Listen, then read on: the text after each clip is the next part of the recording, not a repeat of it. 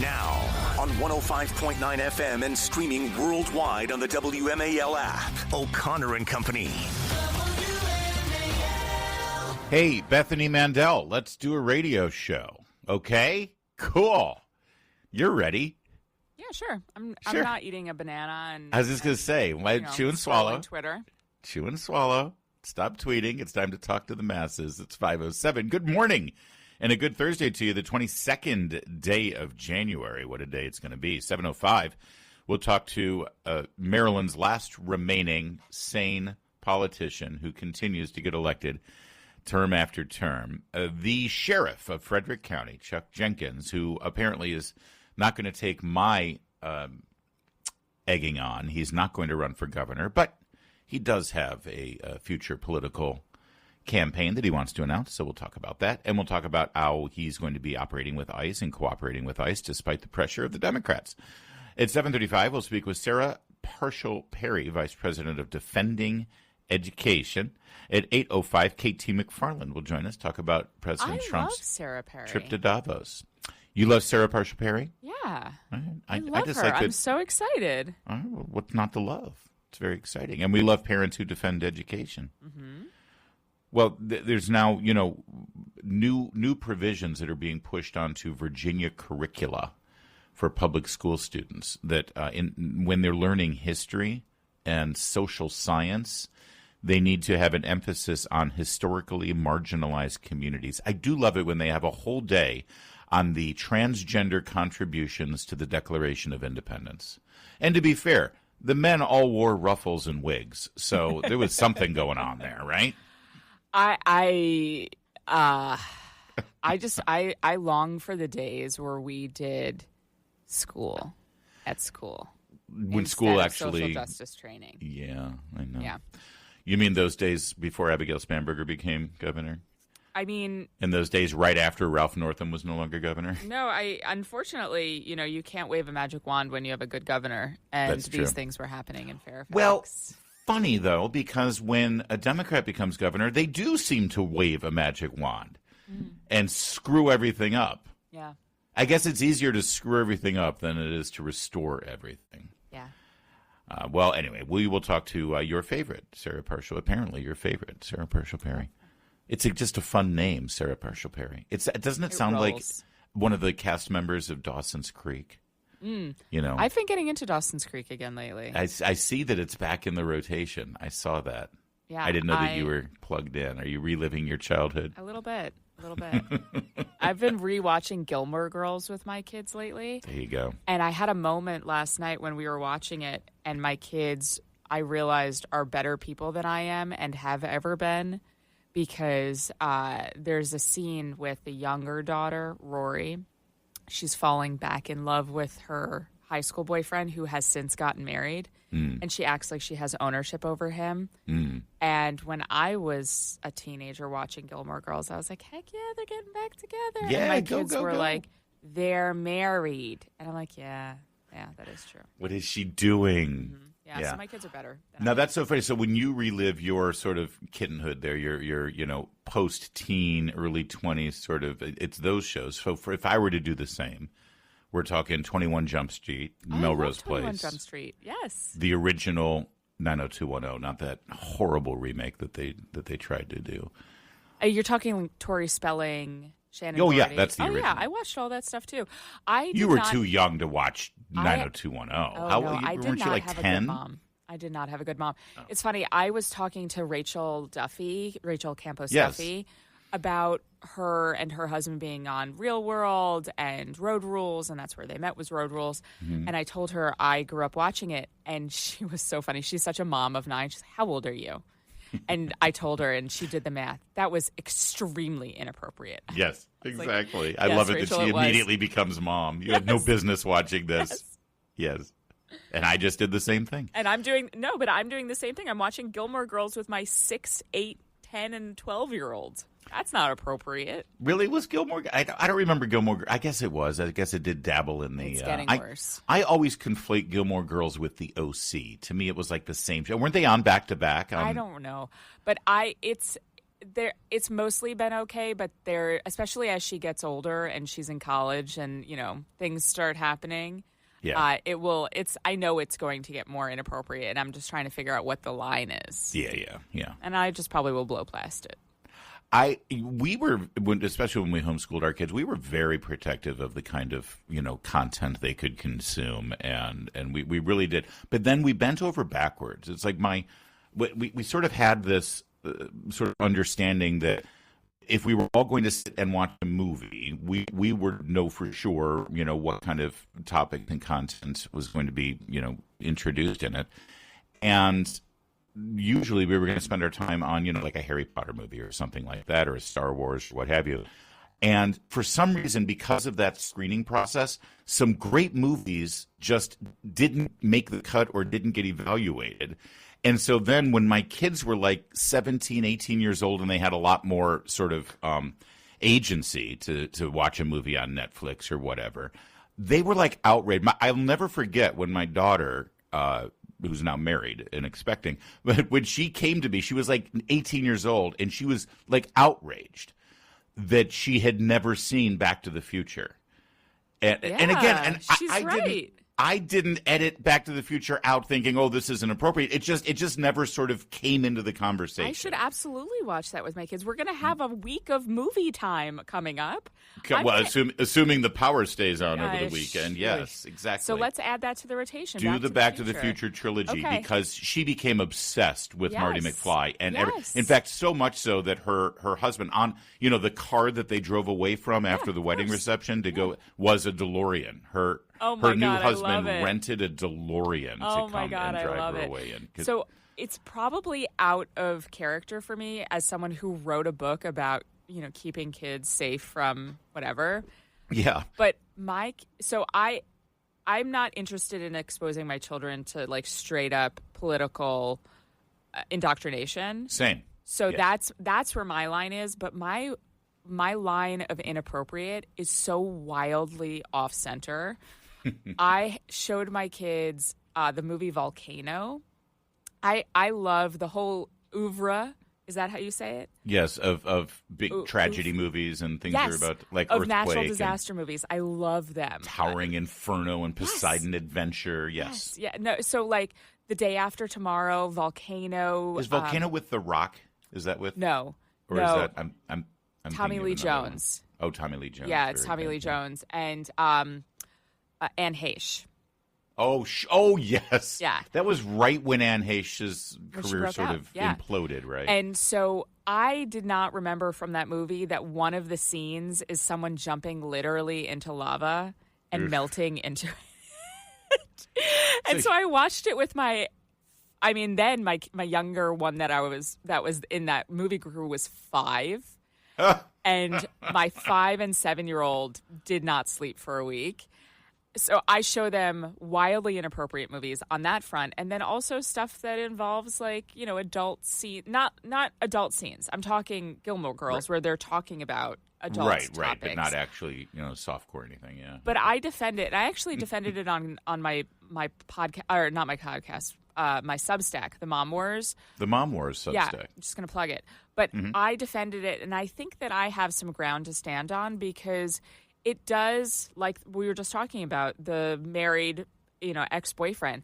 It does elicit these like good conversations about real life morality, and they're seeing it play out, and they have opinions, and they see flawed characters, and and I think it's actually very valuable for character formation to be watching movies that That's the key. The danger is that they fall in love with the character, and this is the enticing thing about Hollywood when they create these dramas, is that they know that the audience loves the character, is rooting for the character, is identifies with the character, and then when the character does these at best morally ambiguous things, or at worst just outright immoral things, that the audience is going to rationalize that and say, well, it's okay because I love them and it's fine, and then you begin to rationalize your own immorality. So so it becomes a teachable moment, as the kids like to say. Exactly right. And so that's what I did when I first watched it. I made excuses. My kids have a moral compass of steel.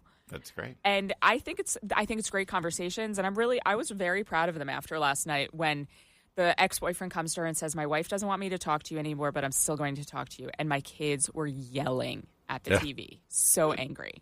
The kids are all right. Okay, coming up in a moment, in fact, in 60 seconds, we will find out how Bethany Mandel fed all of those kids afterwards. Can she do it on $15 a day, as the Department of Agriculture wants you to do? We'll find out. Come on. WMAL, making sense of the news. Live from the Home Paramount Pest Control Studios. Home Paramount, the leader in pest control since 1939. All right, so Brooke Rollins, the Secretary of Agriculture, is sort of under fire. I mean, she's under fire by all the usual suspects who would have her under fire no matter what she did. It has to do with SNAP policies and the cost of food benefits that American people get and how they're spending that food, because there's been great concern that SNAP benefits are delivered to people, first of all, that don't deserve it. Second of all, they're delivered in such a way that there are no restrictions on it. You can use it to buy lobster, and there's a lot of fraud associated with it. So the Department of Agriculture has worked out exactly how those SNAP benefits can be used to help a family who needs extra help with their food budget to actually eat healthy, eat whole foods, eat good food, and still stay on their budget. Here's cut one, Brooke Rollins. I think the question you're asking, and it's a really important one, is while we're asking Americans to reconsider what they're eating, are we actually asking Americans, especially those who are living on the margins, are we asking them to spend more on their diet? And the answer to that is no. We've run over 1,000 simulations. It can cost around $3 a meal for a piece of chicken, a piece of broccoli, corn tortilla, and one other thing. And so there is a way to do this that actually will save the average American consumer money. So when you buy chicken legs or chicken thighs in bulk, and I don't mean in giant bulk, I just mean, one of those trays that you can get, and you can get broccoli, not the pre-cut kind, get the heads and use a knife and cut it yourself. Absolutely right. In fact, instead of corn tortilla, you could also make some rice, which is very inexpensive, or some other whole grain. So she's right. It's absolutely true. She was challenged on it even further because the media was like, "What are you talking about? $15 a day? You can't do that," because, of course, these are media elites who live in Northwest D.C., and they never make their own food. So here she is once again explaining the calculations here. I said, come back to me and let me know. And I don't want any funny business with numbers. I really want to know what that looks like, because we had run almost 1,000 simulations, and between $3 and $4 is a fair number if you can have access to that food. So just about an hour ago, I saw new numbers that were run. A full day, meaning 3 full square meals and a snack, is about $15.64. $15.64. That's all 3 meals and a snack. So we'll be talking more about that in the coming days.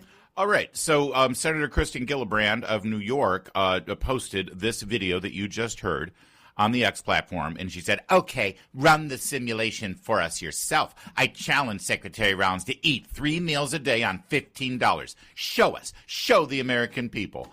Well, Bethany, you are the mother of a family of 8. So tell me, can it be done? I got unreasonably angry about this. I could spend the next hour. If you want to make this segment last until the 6 a.m. hour, I could. I responded to Gillibrand it was 2 nights ago, and I said I just fed 3 adults because we had a guest over and 6 children. I fed everyone for $10. Yeah. And people responded, "How did you do that?" Impossible. Someone replied, "Someone walked away from that table hungry." I'm like, of course someone walked away from that table hungry. I have 6 children. Like, someone refused to eat. It was fried chicken, where the chicken was $7 for the package. I think I used, being generous, $1 in breadcrumbs and almond milk. So now we're at $8. And then a crown of cauliflower for $2.50, and then 50 cents of rice. Hello, it's done. Yeah. It's not hard. I menu plan, and it's actually funny because we're likely to be snowed in for the next 15 years. So you're bunkering down right now. Yeah. So on my to-do list today is to menu plan for the next week. And I average for 8 people on a meal $15 at most. Sometimes it's bigger. Sometimes, like tonight, it's salmon, so it's a little bit higher. But it is 100% possible if you buy smartly, you plan ahead, and you cook real food. And the thing that really bothers me is like the bigotry of low expectations when it comes to lower income people. And the fact that said. Yes. They can't possibly eat healthy. These people can't do that, so they've just got to eat potato chips. It's cheaper to eat real food. That is correct. Always correct. I have told every single young adult that passes through my house, whether they're my own children or they're midshipmen from the Naval Academy that we are blessed to have in our house as sponsor parents, I make it a point to show them how to cook good, real food. How it doesn't take that long. No. It tastes better. And you're going to save money when you're a young junior officer. Across the board, it's one of my favorite missions. I have my shopping list open. On Walmart Plus, which I love. This is not sponsored in any way, but if Walmart Plus wants to sponsor me, feel free. So this is my source is Walmart Plus, free delivery. It really is great. I don't know why more people don't do it, but actually don't do it because then I might have fewer delivery windows. Yeah, right, exactly. You'll have fewer windows. The tortilla package is $2.48. A 12 count of eggs is under $4. Yeah. Milk is I buy the fancy milk, so this is high, $6. But to just buy a large cucumber is 50 cents. Like it's fresh produce in America. We are so fortunate that we can get fresh, good produce. And it's almost always available, and it's really inexpensive. And you just need to don't let it go bad. You just 100%. Use it. You have plan it out and use it. Yep. There is a conspiracy with berries in America in the last year. I think it's Big Berry. I don't know what's going on. All right, I want to get into that because this is we're treading on big. So I don't know if we'll take it all the way to 6 o'clock, but we'll continue talking about this because our friend Chef Andrew Gruel, who is a red-pilled chef, he put together a shopping list for people and a meal plan, and it came out under $14. So we'll share that with you coming up in a minute. All right, coming up, USDA is, validated for their $15 a day 3-meal budget. And we'll have a chef explain it, and we'll get to the bottom of the Big Berry conspiracy next. WMAL-FM, Woodbridge, Washington, a Cumulus media station. Making sense of the news. News Talk 105.9. News now. Now on 105.9 FM and streaming worldwide on the WMAL app. O'Connor and Company.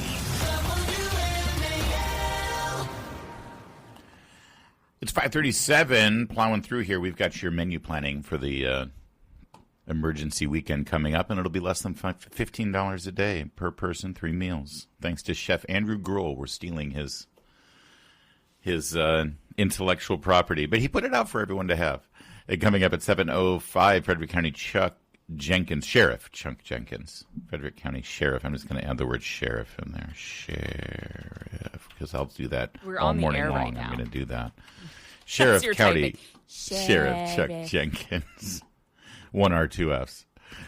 7:35, Sarah Partial Perry. She's not a full Perry. She's just a partial Perry, but she's going to get it done. Vice President of Defending Education. And then 8:05, Kate T. McFarland. It's Larry O'Connor with Bethany Partial Mandel. I'm not all Mandel, actually. I'm fake Mandel. I'm married into the Mandels. Never go full Mandel. The Mandels are actually like really nice and normal, actually. It's kind of boring. So we continue this debate. It's really funny how the elitists in the Democrat Party actually do show their true colors. God, who can eat for that much money? And you're right to call this the bigotry of low expectations for America's poor. They want them to just think that just get a cheeseburger from, because you can use your EBT, you can use your SNAP card at McDonald's. You can't eat 3 meals a day at McDonald's for $15. So what do you expect these people to do? Like, look at how much Cheetos are, and Fanta, and all the. All right, so Kristen Gillespie, she challenges Brooke Rollins, the agricultural secretary, to explain how between $3 and $4 a meal is fair for these federal benefits. By the way, can I just say one other thing? The SNAP benefits are supposed to be supplemental. There you go, baby. Supplemental. So even if it is just $3 or $4 a meal, and you think that that's not enough, aren't you supposed to be bringing something to the table here? $1.50 maybe. Supplement. And you heard Kristen Gillibrand, people can't live on this. And it's like, no, they're not meant to live on this. They're meant to live on their own hard work and their own income that they're bringing in. But, I don't want to sound like a crazy, unfeeling, Mr. Potter from It's a Wonderful Life. So let's get to the solution here. Bethany Mandel, feeding her family of 8 plus a guest, just explained how she can do it on this exact same budget. Chef Andrew Gruel out of Orange County, California, restaurant owner, bona fide chef. He's going to get his own show one of these days. He did the spreadsheet. Breakfast, eggs, toast, yogurt. 2 eggs, 21 cents each. 2 slices of toast. You don't need 2 slices of toast, by the way. And a cup of yogurt. That works out to $1.50, basically, rounding. Morning snack, an apple, 65 cents. Peanut butter, 32 cents. So you're going to slice the apple, put the peanut butter on the apple. That's Larry, a very good snack. I know that this is radio and people can't see us, but what's my You were holding up snack? An apple with a little cup of peanut butter. Heck Look yeah, at that. baby. That's your snack. That's my snack this morning. Here's your lunch. 6 ounces of chicken, which works out to about $1. Salad greens, 2 cups worth for $3. Yeah, it's amazing that the salad greens are more expensive than the protein here. A little dressing for 44 cents, some tomato slices for $0.25, and a cucumber slice for $0.25. That works out to $5, let's call it. Snack again in the afternoon, some cheese for 50 cents and some nut butter for 33 cents. And then your dinner, you can have beef. Look at that. No, you can't have a ribeye. But you can get a cut of beef that is for braising, so you slow cook it. It's delicious. 7 ounces worth is about $2.59. Some cooked rice is about 40 cents.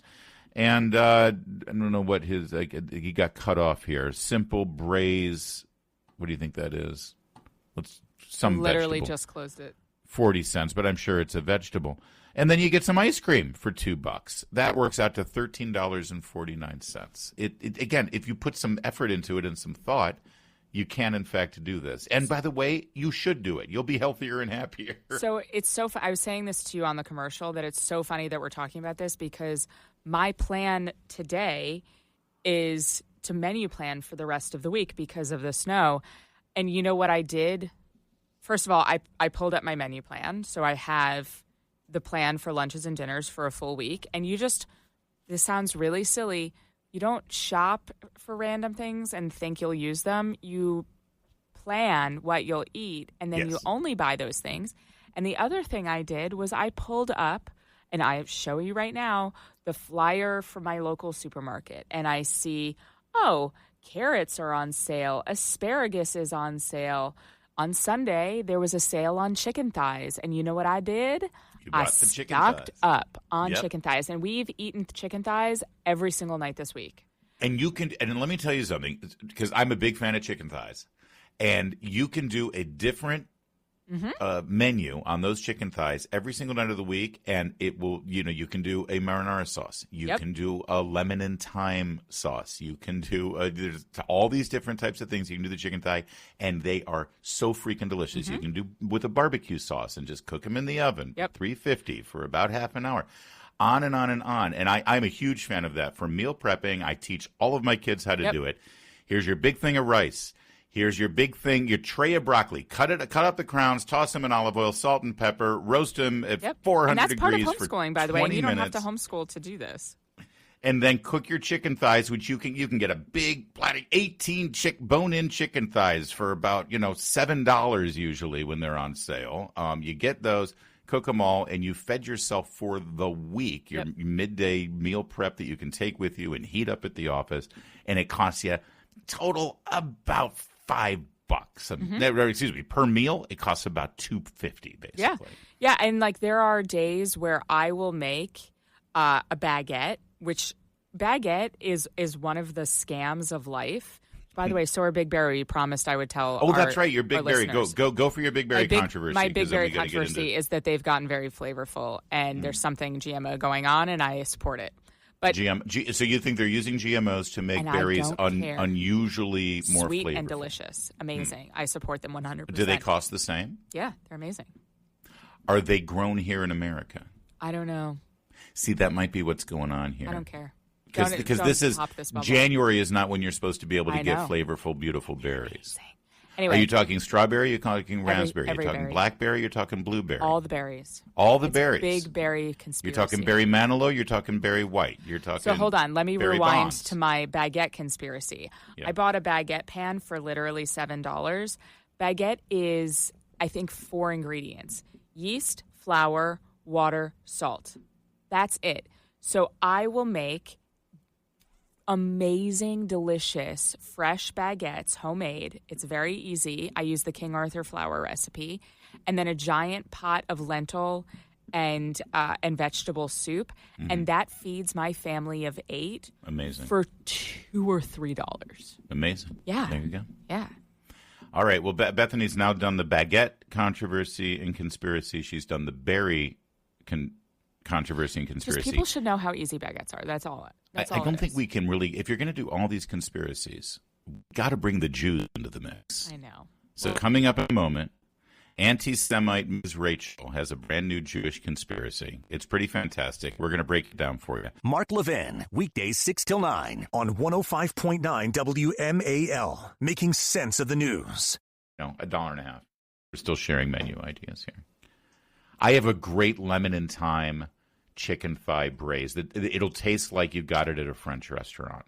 Are we on the air right now? We are, yes. Because we're just talking our menus here. All right, let's get to Miss Rachel, who, again, this is this woman who became a YouTube sensation. She's probably a multimillionaire at this point. She created sort of Romper Room meets Dora the Explorer kind of videos for children, and they all seem real innocuous until you find out that she's a crazy Marxist who hates the state of Israel. And so now she took up the Hamas cause because, children, can you say torture? Let's spell torture. Let's figure it out. She is now liked a comment on a post. First of all, again, she's using her social media platform. And one of the things that it was a statement from her notes app that read, "Free Palestine, free Sudan, free Congo, free Iran." With all the flags. And she liked that. But then one of the comments that she also liked said, "Free America from the Jews." I think we know what that means. So she liked that too. And then it was discovered that she liked it, and she put out a video. Do we have the audio of the video? Because she was like in tears, right? Do you buy it? Were they real tears, or was she pretending? I think that she didn't realize that it was controversial, and so she just clicked to say "Free America from the Jews." Yeah, I mean, when you marinate in this sort of rhetoric, you become radicalized, and you kind of lose the plot of like, oh, that's an inside thought. I didn't realize. I forgot. It was kind of like when I trended on Twitter during COVID, when I said like all of these like very normative things, like our economy is going to crash and burn if we stay closed forever. I didn't think it was at all controversial because I had been marinating too long in conservative that I didn't realize that was controversial in the outside world still. The difference is you were speaking the truth. The truth should never be controversial. Yeah. And yes, I believe they called you Grandma Killer. Correct. If I remember right. But I was surprised. I was surprised by that. It's just the TLDR because I had groupthinked too much. So she deleted the like on her comment, and then she put out this video on her Instagram in tears saying, "I cannot believe it was a mistake and I didn't mean to do that. I love the Jewish people as long as they stay in their place and stop trying to control the economy and the media." Okay, that's not exactly what she said, but it was basically like that. Well, then so there's your shot. Are you ready for the chaser? Somebody commented on the apology video and said, and by the way, the username is the Palestine News Network.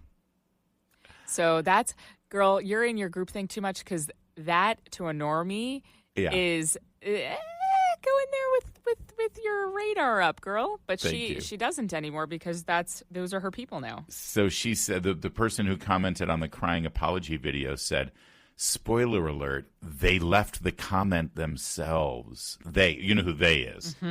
So basically, the conspiracy here is the Jews left the anti-Semitic comment that says "Free America from the Jews" as bait. Yes. So that Ms. Rachel would like it. And by the way, Ms. Rachel replied to that. And would you do the reading? Ooh. There you go. That was Ms. Rachel's reply. Like, she's like, oh, my God, I hadn't thought of that. We Jews that's are playing how they some are. 3D chess with Miss Rachel's Instagram. There you go. Do you want to hear Ms. Rachel crying? I do. Do you have By the way, it? she decided when she was going to cry and say she didn't mean to be an anti-Semite, she took off the overalls and put on a fleece. I'm not sure what that means. And but here, the up talk that she does disappeared. Yeah. Here, this is what it sounds like. Comment and I accidentally hit like and hide. I don't know how or why. I've accidentally liked comments before. It happens. Like, I'm a human who makes mistakes. I would never agree with an anti-Semitic thing like the comment. We have Jewish family. A lot of my friends are Jewish. I delete anti-Semitic A lot of my friends are Jewish. She did it. Because She did the yesterday thing. somebody messaged me She did the of it. comment. By the way, she's 43 years old. Why did she's talking like an 8-year-old? Also, I hate to break it to her. Rachel is an Old Testament name. You don't get much more Jewish than Rachel. That ship has sailed. She's decided, whatever. But no, my favorite part about that was that her up talk was gone. Yeah. And she has Jewish friends. I have Jewish friends. Yes. Yep. Well, Well, no, she's absolved. self-hating Jewish friends. That Give Miss Rachel a continue call. working with. One of her Jewish friends is Zoran Mamdani. Isn't Zoran Jewish? I thought it was. Sounds Jewish, right? Right. It's 5:54.